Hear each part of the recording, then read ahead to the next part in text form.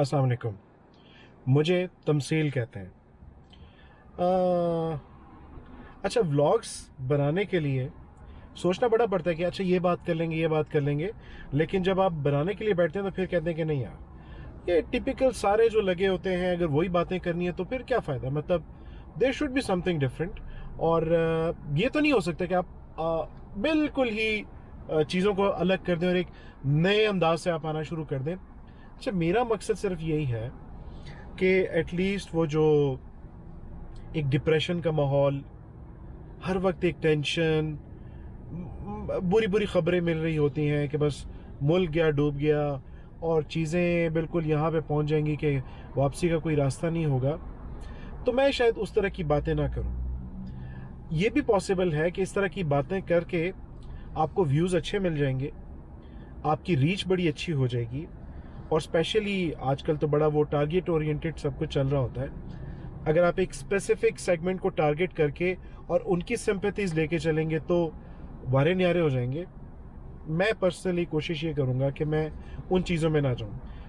पहली बात तो ये कि शायद मैं अपने व्लॉग्स में कभी रेगुलर भी ना हूँ। जब टाइम मिलेगा, मौका मिले तो मैं कोई एक आधा बना लूँ।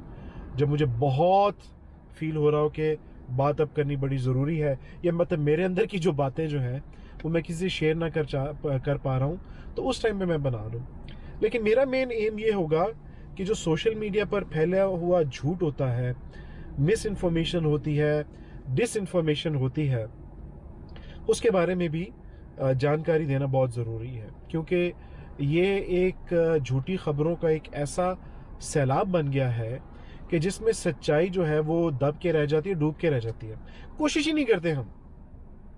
वही फ़ोन जिसकी सोशल मीडिया ऐप्स के ऊपर आपको झूठी खबरें मिलती हैं, बड़े मिसालें लगा के उस पर मनोवन हम यकीन कर लेते हैं।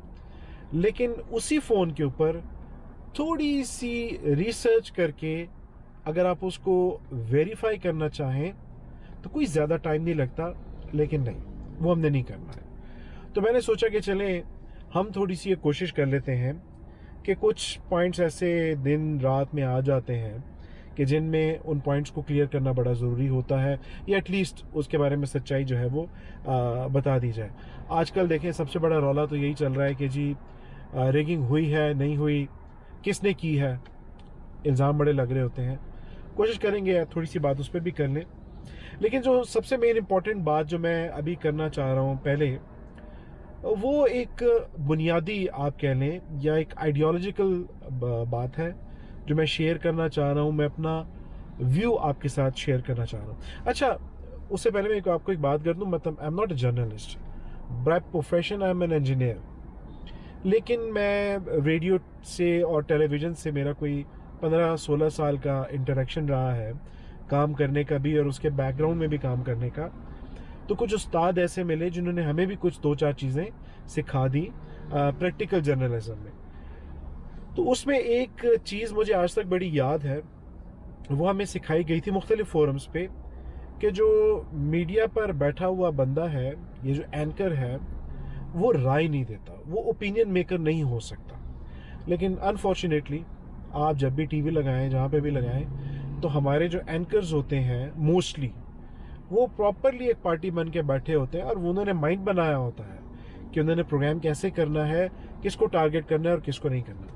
बहरहाल I will try my level best कि मैं चूँकि उस लेवल पे नहीं हूँ, मैं कोई टेलीविज़न के ऊपर बैठकर मैं कुछ लोगों के सामने बात नहीं कर रहा, तो इसीलिए मैं इस फोरम के ऊपर बैठ के अपनी बात आपसे कर रहा हूँ। I am not a journalist, I am not an anchor person. मैं एक आम सा पाकिस्तानी हूँ जिसके अंदर जज्बात भर गए हुए हैं, बातें बहुत सारी भर गई हैं, वो मैं आपसे कर रहा हूँ। अच्छा, पहली बात तो ये है कि 1-2 दिन पहले जो है वो पेशावर हाई कोर्ट का, कल ही बल्कि आया है, पेशावर हाई कोर्ट का फैसला आया। एक पिटिशन फाइल की थी पाकिस्तान तहरीक इंसाफ सुन्नी इत्तेहाद कौंसिल की तरफ से कि वो जो मखसूस नशिस्तें हैं वो दी जाए। मैं केस की मेरिट्स डीमेरिट्स पर जा ही नहीं रहा।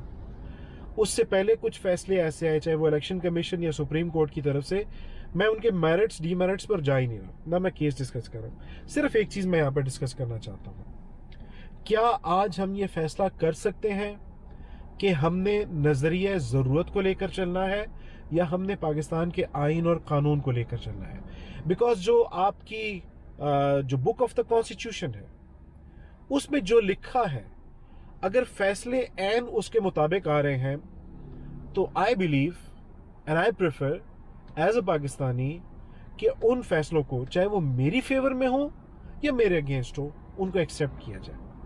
ये जो नजरिया ज़रूरत का मसला है, ये जो मांझा है ना, इसने बड़े हमारे हाथ काटे हैं। इन्हीं नजरिया ज़रूरत की वजह से इस मुल्क में डिक्टेटरशिप आई और उन्होंने 10-10, 11-11 साल बिला खौफ व ख़तर जो है वो यहाँ पर हुक्मरानी करके धजियाँ उड़ाई हैं।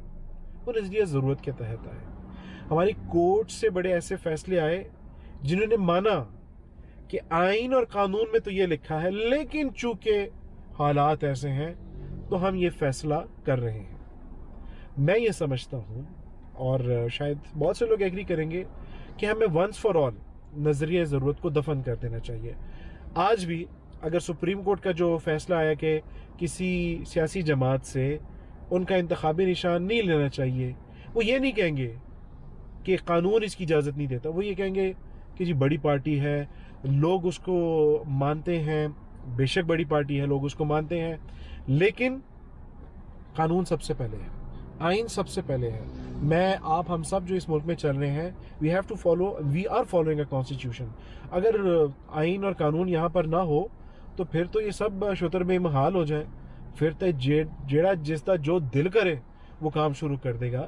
तो मेरे ख्याल में ये जो हम तावील पेश करते हैं कि चूंकि सिचुएशंस ऐसी है, चूंकि कोई बड़ा पॉपुलर है, चूंकि कोई बड़ा नटोरियस है, चूंकि उसके ऊपर हाथ डालना ज़रूरी है, चूंकि उसको आज़ाद करना ज़रूरी है, लिहाजा ऐसे कर दिया जाए, तो मेरे ख्याल में ये नज़रिया ज़रूरत जो है इसको डिस्करेज करना चाहिए और हमें इसका जो है वो खामखा में सपोर्ट नहीं करनी चाहिए।